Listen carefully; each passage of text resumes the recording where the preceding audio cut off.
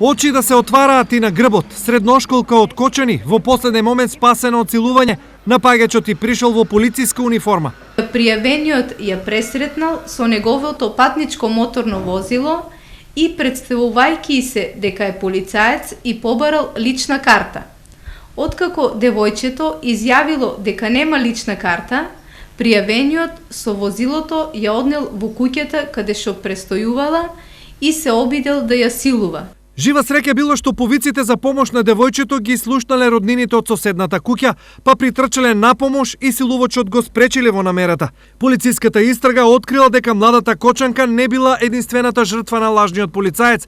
Претходно тој на ист начин намемил уште неколку девојчиња од истото училиште. Дополнително ќе се утврдува колку девојчиња и до кој степен се жртви на напаѓачот. Алармантно овој пат е што насилникот се скрил зад авторитетот на полициската униформа, што било причина да предизвика доверба кај жртвите. Ова е прв пат полициската униформа да биде злоупотребена на овој начин.